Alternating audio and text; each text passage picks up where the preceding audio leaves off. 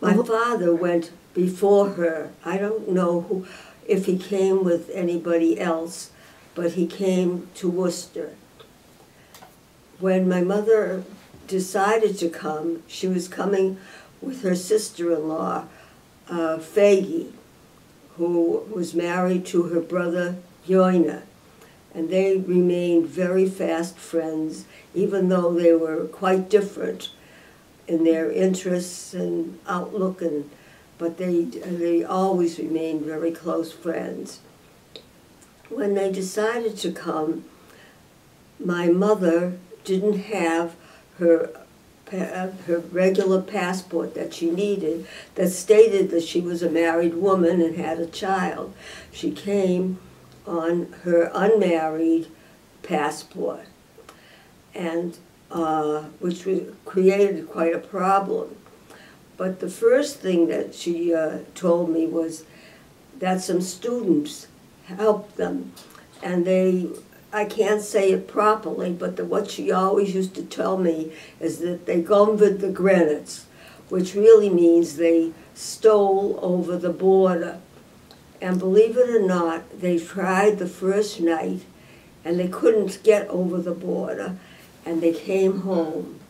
And her mother said to her, "How could you do that? You broke my heart to have to say goodbye to you again." Because her mother knew that she would never see her again. And of course my mother knew that too, but she didn't have any options at that time. But I guess the second time they went, they succeeded. And I don't know how they got on the train, but they did. And my mother, unfortunately, had this passport, which she had to show, and they, especially when they went through Berlin and through Germany, the officials there screamed at her whore and really made her feel terrible. But they continued on, and they did get to Paris, and they did spend, I don't know how long, a night or two with Mima Chana. I don't know exactly how Mima means aunt, and she was, I always heard about her, but exactly who she was related to, I don't remember. But after that, they did come to America. Now, when they got here, of course, my mother was terrified that they wouldn't let them through. They were very strict, and Betty had these new wounds on her arm and on her head.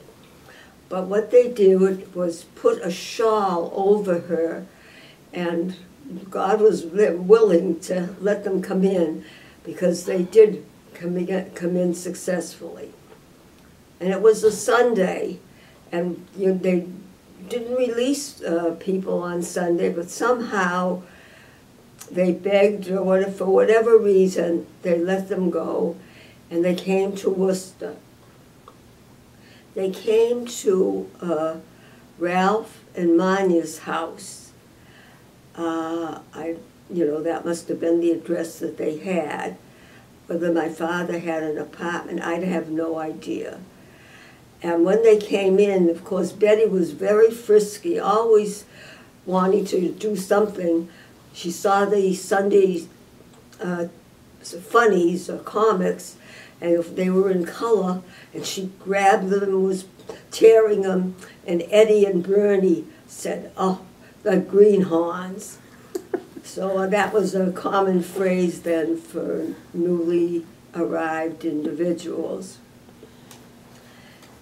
They settled down, and they became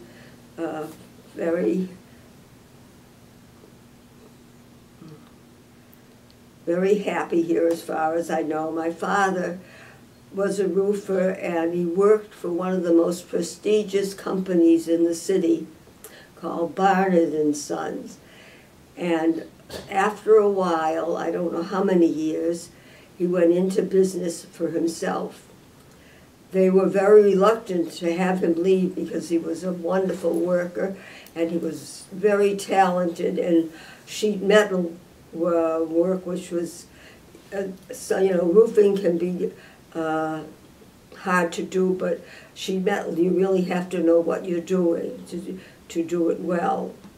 But he did open up his own business, and in fact, when his brother, Louis, came to the United States, and I think he helped him come, he set him up in business as a roofer also, setting up competition that really went on for many, many years.